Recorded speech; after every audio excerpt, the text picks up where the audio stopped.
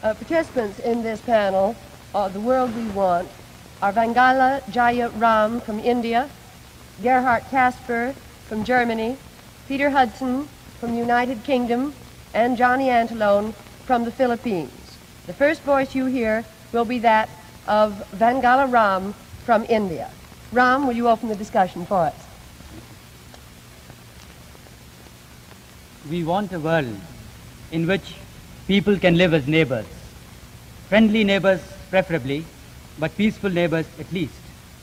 Meeting here in the Assembly Hall of the United Nations, we are especially aware and we regret that our forum group does not include students from Soviet Russia. Neither, of course, does it include American students. You have been so kind to us here that the only real moment of strangeness that I can recall was during a conversation about world politics. The participants seemed to assume that the only powers worth considering in today's world are the USA and the USSR. The 32 of us come from 32 countries that bear allegiance neither to America nor to Russia. Yet our people share with your people and with the Russian people the hope that war can be avoided. Maybe some of our lands or leaders, maybe even some of us, could help to build a bridge of understanding. That is why we find so precious this chance to lay before you our viewpoints on some of the problems that are troubling us all. By the way, Ram, I assume that when you speak of some countries serving as the bridge of understanding, I assume thereby that you are defending India's policy of neutrality? Johnny, I was not thinking of India in particular, but now that you have brought it out, I might as well defend her role. The events of the past few years have made it fairly obvious that India is particularly suited for such a role. For instance, in the case of the custodianship of the prisoners of war in Korea, India has also amply demonstrated her neutral character, her independent judgment. In fact, what is neutrality? It is synonymous with independence. Oh, I disagree with you, Ram.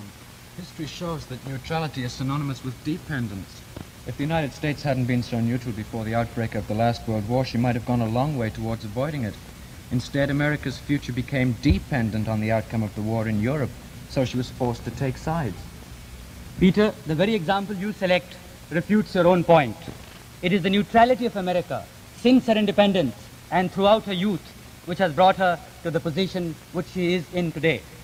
But today she is not neutral. But she is strong. Oh, but today the neutral countries aren't the strong countries. They use neutrality to justify their weakness, either because they don't want to be strong or because they're too small to be strong. And there's a third reason. Neutral countries today are neutral because they think that by being neutral today, they will be strong enough tomorrow not to be neutral anymore. You see, the big problem in Germany today is whether we should be neutral. When the war ended, we heard always the same thing. A German army is the greatest danger to the peace of the world. We heard it on the wireless, we read it in the newspapers, and every foreigner we talked to said it. Today, we hear just the opposite. Today, the West says the European defense community needs German soldiers, but France doesn't agree. Well, France, of course, has some reasons for her feelings about Germany. Well, Peter, I found the same strong feeling against Germany in the United States.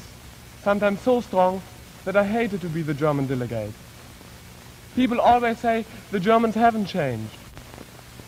Especially the German young people have changed. Sometimes it seems to me that in Germany, more young people than in the United States are recognizing that life is not only to drive a car and to play basketball. There's one simple reason for it.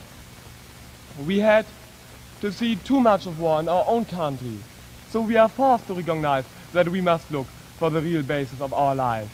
Because sometimes it might be too late and we cannot wait for the adults who come and offer us something to choose. It was too late for us in Germany in 1933. So today we ourselves must look for the basis on which we can live. You see, when the war ended, we saw that people all over the world hated us because we have been nationalists. So we know that neither war nor nationalism is the answer, the solution to get better relations to other countries. And Germany needs these better relations. Well, Britain, too, has had her post-war problems of relations with other countries, but they're of a different sort. You see, we must keep a common basis of understanding with the United States. This means that realizing that each country is important to the other. You see, the very fact that the United States wasn't even discovered when we were already a world power, that makes it difficult for us to realize that America is ahead of us. Have you forgotten, Peter, that India was a world power when Englishmen were still living in caves? We hadn't discovered you then. Well, as I was saying, there are other causes of misunderstanding. You see, the American quick-fire commercial tactics, in our opinion, they're not applicable to world politics. And you become patient with us because we don't use the same tactics. Nor do you always recognize the difference in our two temperaments. Whereas the United States sees things in black and white, Britain sees the shades in between those two colors. You would solve any problem with a stroke of a pen, just like that, whereas Britain prefers to let time take a hand in the problem. There's another source of misunderstanding, and that's the inability of quite a lot of Americans to differentiate between communism and socialism. And that makes it difficult for me because I come from a welfare state. Then Britain accepts the fact of your power politically, but not emotionally. When we laugh at your overstatement, at your accents, at your witch hunting, it's only because we need some form of psychological uplift. You see, by laughing at you, we delude ourselves into thinking that we're your equals in power. Filipinos neither laugh nor smile at you Americans. However, because of America's role in the Philippines, I speak as a nation who trusts your motives, and I regret that not all Asians think as we do. However, they have a valid reason for it, and this is it. In trying to be friendly, you become aggressively friendly, and you ram your aid down our throats, and you tell us that you know better than we do how your aid should be used. That's right. The .4 aid is an example. No doubt, it is a genuine expression of the desire of America to help an economically backward country. It has helped us very much. It is also good because we have to put up matching funds ourselves, and it is therefore a truly cooperative effort. But while the principle you start off with is cooperation, it sometimes degenerates into control. For instance, you do not allow .4 money to be used for capital goods, even though we should want it, even though it should be desirable for us. That makes us wonder sometimes whether America wants us to be perpetual customers of theirs and not producers ourselves. Now, just a minute. Let us not generalize, Ram. That is not true in the rest of Asia. America has set up producers' industries in the Philippines, Indonesia, in Burma, and in many parts of Europe as well. Hasn't she, Gerhard? I think you are right, Johnny. She helped us in Germany to build up all our industry. But even more important, the United States is working with us to get a European Union. England, on the other hand, says that she's in favor of it, but doesn't want to be involved. Now, Britain favors a European Union, but not at the cost of her Commonwealth strength. She hasn't joined herself because a European government would necessarily have more French, German, Italian, and other continental representatives than British. The result would be that British policy would be dictated by a distinctly non-British government. I should like to ask Ram this. If Germany and France can solve the South problem by Europeanizing it, could India and Pakistan find a similar solution to the problem of Kashmir? It's very sweet of you to suggest it, but my answer to your question is a straight and simple no. Anyway, the suggestion is irrelevant. Europe already has the basis of a political organization. Asia does not. I wonder why not. Do we Europeans have more in common than Asian peoples do? The Europeans, through their imperial policy of divide and rule, have done their best to make us forget what we had in common. But now we have got rid of them. The very fact of a common colonial background gives to us Asians much in common. We are all backward economically and industrially, weak militarily. We share a common philosophy of non-violence. And most of all, we share a common enthusiasm for our freedom. And we all feel that at this young stage of our independence, to enter into a world struggle would be to lose the freedom it took us so long to get. It'd be very interesting to know what you think about the admission of China into the United Nations. I know that Chin Tai Kim, the delegate from Korea, says a very definite no. I disagree completely. It is inconceivable to think of the United Nations without China. A world organization that ignores a bloc of 400 million people is not representative. And without China, there is a danger that the UN may degenerate into an AAS. By that I mean an association of American satellites. If Russia is in the United Nations, I wonder why not China? The Soviet Union is there, and therefore China can also. Moreover, the admission of China would lessen the danger of war, for then she could take part with us in the peaceful alternatives to war, which are discussion, mediation, and arbitration. I disagree with both Ram and Kim in part. I do not believe that we should deprive ourselves of a bargaining point, and therefore I feel that China should not be admitted into the United Nations unconditionally. If she must be admitted, let us get something in exchange, like unification in Korea and the promise there of an election under UN auspices. Well, the Korean delegate says that free elections in Korea wouldn't be possible. Anyway, he says that the admission of China to the United Nations would be immoral. I admit its immorality, but this is no time now to discuss and split infinitives and discuss the fine hairs of philosophy. We must be realistic and face facts, and we in Asia must look to the future. Now it comes to me that I find it strange that you Americans think that most Asians are bound to the past. In a sense, I suppose we are. But what I admit that what struck me most about you Americans was that you discuss the future as if you think there will be one. I appreciate this especially since I come from a generation in the Philippines that is working for the future. We are one of the few countries in Asia with a young leader. Under President Magsaysay's policies, we have no past to bind us. You know how we solved the communist problem in the Philippines? By turning communists into capitalists. By giving communist people schools and land which they could call their own.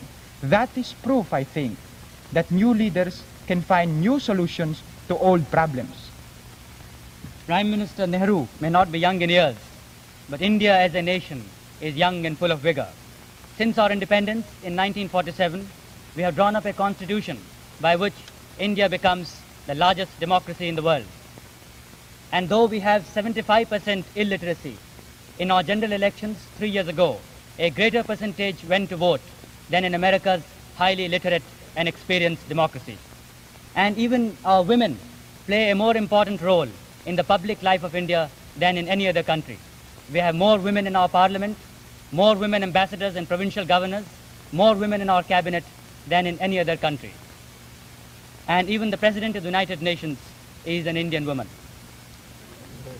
Well, Ram, the only reason Britain stayed in India so long after she started wanting independence is that we doubted your ability to govern yourselves.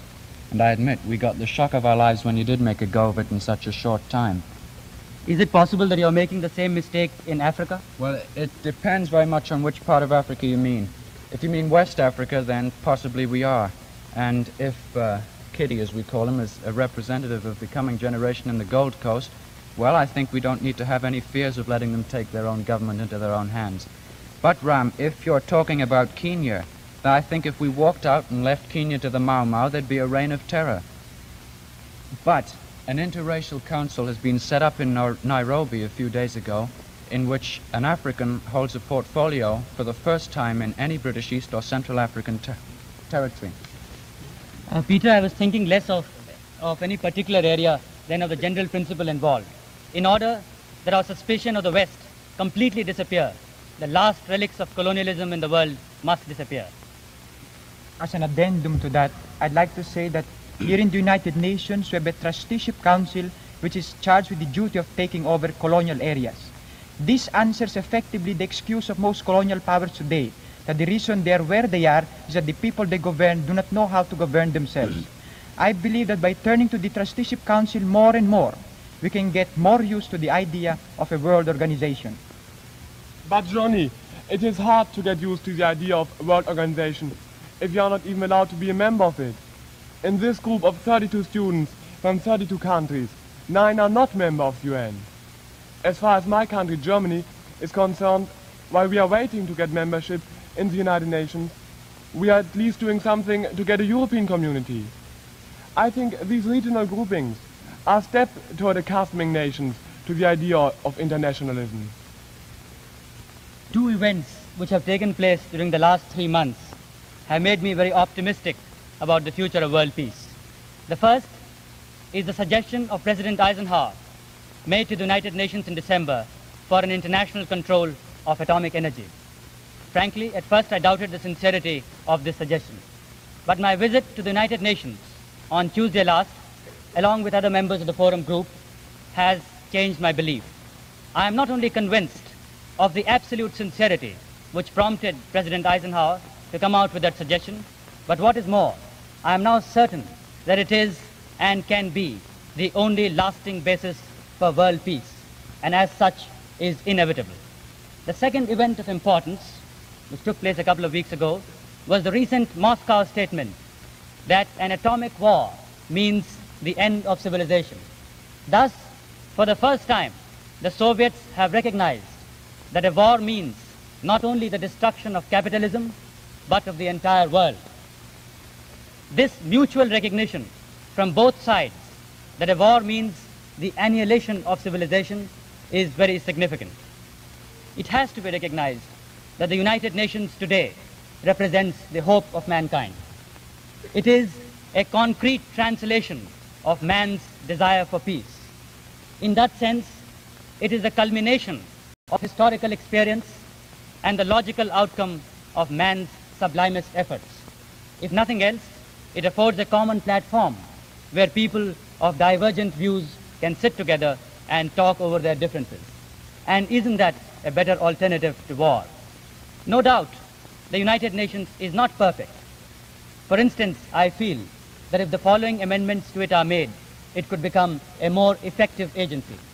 1, if all federations and blocs within the United Nations are dissolved. 2, if the veto power is abolished. 3, if all independent nations are made full and equal members of the United Nations through their real governments and not through imaginary ones. 4, if there is representation on the basis of population. This, of course, would mean that the white people would be greatly outnumbered, a fact which has to be faced sooner or later. Asia has now a more important and decisive role than the power blocs want her to have. This is the time that the Asian nations must combine by having a common policy of independence in world affairs. No Asian nation must allow herself to become a satellite either of America or of Russia. No one but Asia, through a joint endeavor, can avoid a world war. By aligning themselves with one of the power blocs, an Asian nation risks her independence, and such an alignment also represents an explicit expression of a desire to fight. But that is not what the people of Asia want now. They are young and need to develop themselves economically to a full stature and not engage in a world struggle. If possible, Asia will do her best to avoid a world war. If not, she will try to keep out of it. The conflict today is not between communism and capitalism, or between totalitarianism and democracy, or between freedom and slavery. The conflict really is between the haves and the have-nots, between the few who have plenty to eat, who live in good homes, who are educated, who have medical facilities, and between those millions and millions of people in Asia and elsewhere who do not have enough to eat, who are unemployed, who sleep on road pavements, who are denied the chance of going to school, and who have no means to defend themselves against disease. And much of this due to hundreds of years of colonial domination. This maladjustment of human relations cannot be the permanent and lasting basis of world peace.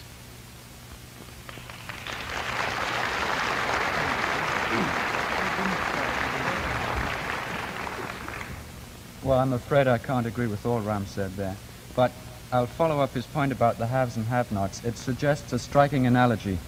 The position that the world's reached today was reached by Britain at the time of the Industrial Revolution. Then a few people got very rich, whilst the great majority worked under very poor conditions for very little money. And this gap between the rich and poor grew. Many economists believed that the gap must be maintained if the economy of the capitalist state was to survive. Well, Christians were heard at this, and they began to help the poor. That was philanthropy. Then the fact had to be faced that this gap wasn't necessary to maintain economic stability.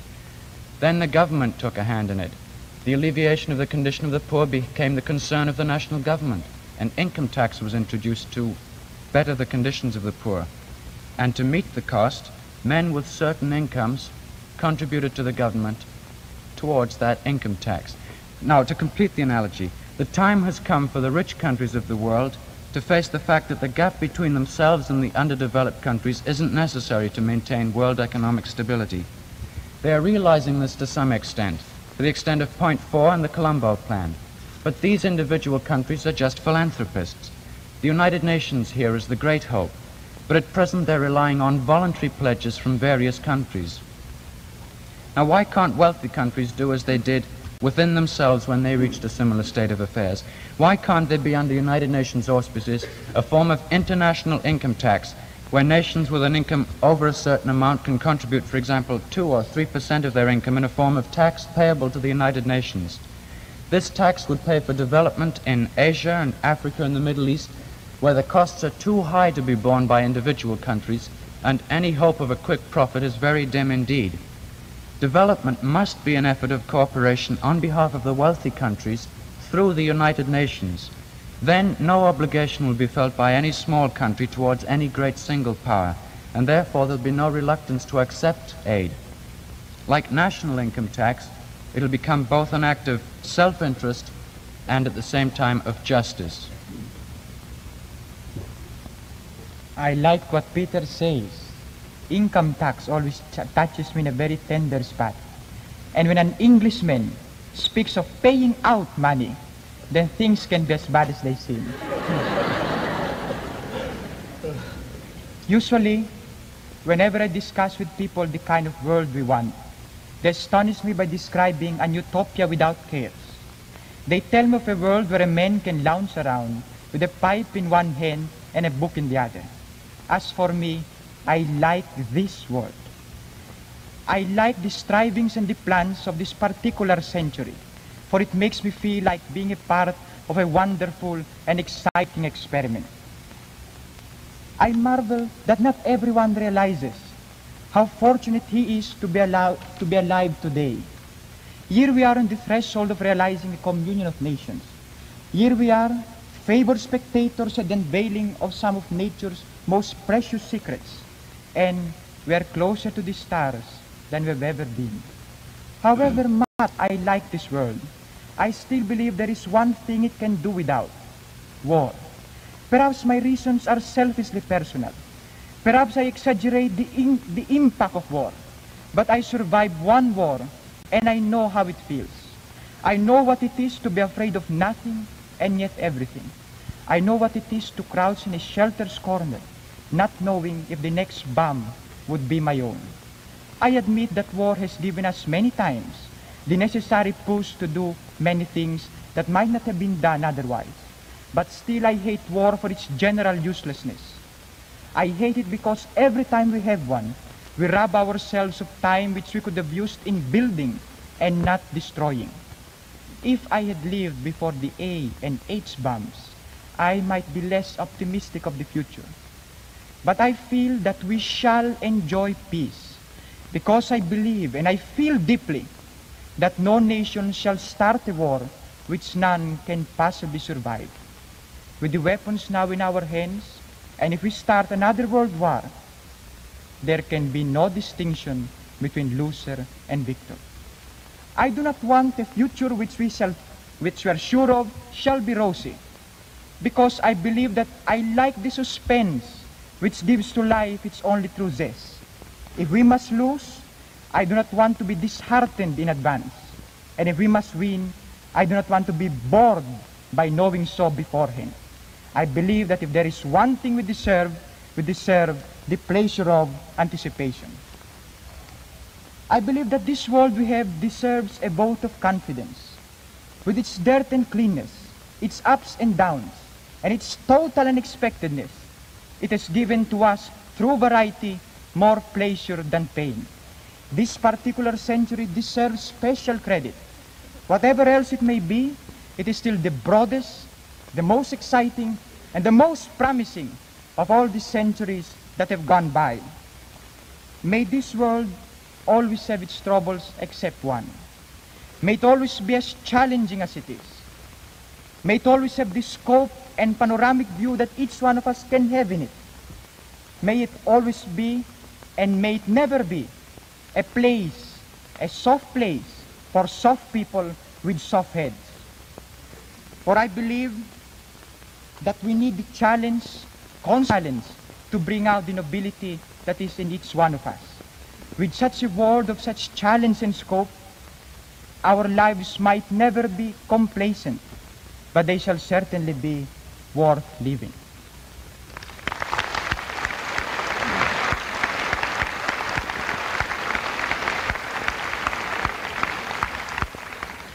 Johnny says he likes the world as it is, a very interesting world full of problems which we can try to solve. I must say, there are students in Europe the same age as Johnny and me who don't think that way, because they are not free, because they aren't allowed to discuss and solve the problems we have. Until these problems are solved, we don't have a life that is worth living. In America too today, I think you have problems you should solve quickly. Many people in America don't see the danger that freedom is in today as well as somebody coming from the outside. You fear American communists, but you also should really fear people who try to save you from these communists. I'm told the last years of the Weimar Republic, Hitler got power because he frightened the people by the danger of communism. And the people followed him to be saved from communism. And while we were not seeing what we were looking at, he took our freedom away. I like the United States, a country of freedom and of problems, because your problems prove that you are free. And that is one of the most important facts I will take back with me to my country. As a summary of my forum experiences, I would like to say to you, the world we want is for me still the world of freedom, of peace, and of tolerance, of international understanding and equality of right. This doesn't depend in the first place on the politicians, but on the people like you and me. We will never get the world we want if there are people in Germany who hate the Jews, or in the American people who hate the Germans. But we will get it if we first think about our own mistakes, and then about the things other people have done wrong. Why do I believe in the future?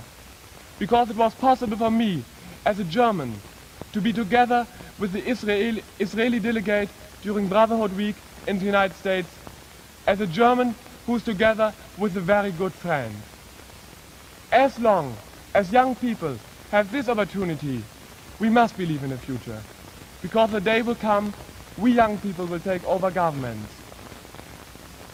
This sounds optimistic, very idealistic, but I'm sorry, I believe in it.